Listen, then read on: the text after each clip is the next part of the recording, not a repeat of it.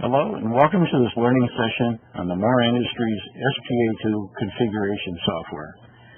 The SPA2, that stands for the Site Programmable Alarm, and the 2 stands for the second generation. So the first generation was not programmable through the configuration software. It was only programmable through front panel push buttons. But the SPA2, or sometimes called the SPA2, is configurable both through the front panel push buttons or with this configuration software that we see here. In this learning session, we're just going to be covering an overview of the software, and basically the overview talks about this menu bar here, the toolbar below it, and this column on the left, because that's consistent to all SPA2 configuration software, whether it's a high level or the low level. Speaking of which, this one that I currently have attached to the configuration software is the low level version of the SPA2.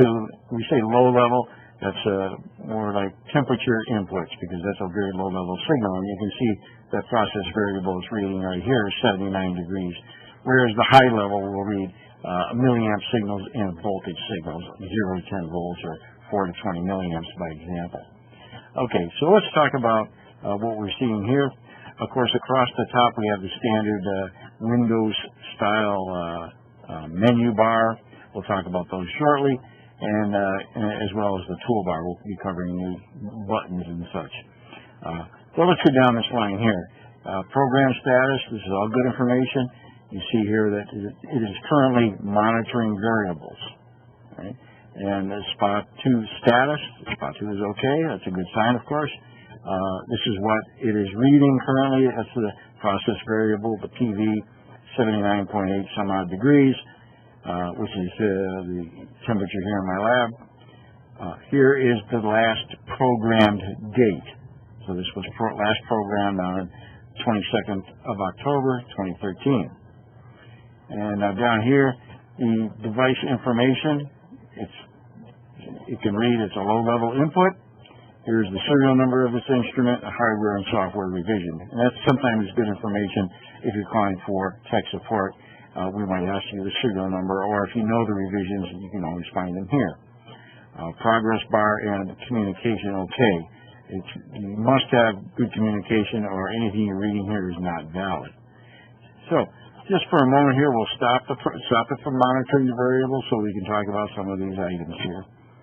And we'll stop that, and you see the program status goes from monitoring variables to idle. Okay, now these boxes right here, which I skipped by, these are for your use. You can put a tag in there. You can, any name that you want in there. That'll help you identify what instrument you're attached to. So we'll just put a name in there, call it Lab 01, a descriptor, ambient temperature, and a message like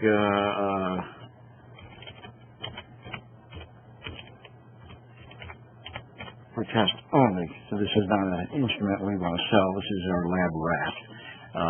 Okay, and anytime you make changes and you want to commit the changes to the instrument, make sure you use this down arrow. You can see when I dwell the cursor over the down arrow, it will give you a hint of what that's for, which is to download the configuration. So I will hit the down button. You see it says going through its motions. Please verify. Yes, of course. And now it's downloading. You get a progress bar here so you know things are working correctly. We'll let it finish. And there, now of course, these tag and descriptor and messages are now loaded into the instrument itself. So anytime you connect to it, these names will pop up, and whoever is the user, that might be helpful for them to understand what that instrument is used for. All right, so let's talk again about all this up here on the menu bar. Most of it is standard Windows.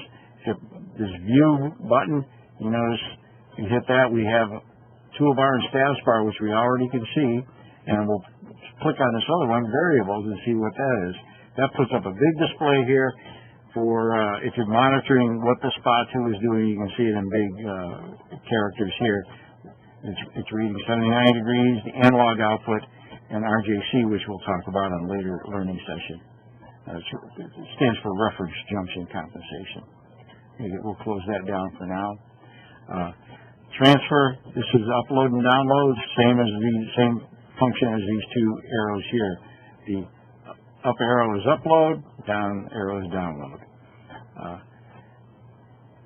The comms button is very important because whatever COM port you choose here has to match the COM port that you are plugging into on your PC.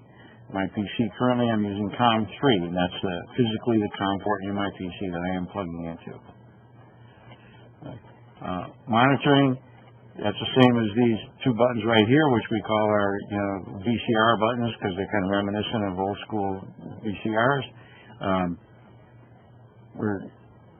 So you can monitor and stop. So I hit the green button, that started the monitoring, and the red will stop it. You can see, of course, now it says monitoring variables, and SPA's okay. Temperature went up a little bit, 1 degree, and the red is the stop button. Anytime you're going to make any changes on all these screens, make sure you hit the stop button first, and then make the changes, and then download that new configuration to the instrument, and then you can restart it. Custom curve, we will discuss at a later learning session. That refers to this tab down here, and it's quite complicated, so we'll get into that on its own learning session. The help button is important. If you say about SPA2 configuration, you will know the version number of the software that you are using. So if you call us and you have problems with the configuration software, we will ask you what version you are running. And in many cases, if you have problems, it's just a matter of uploading the newest version and or downloading it from our website, the newest version, and using that.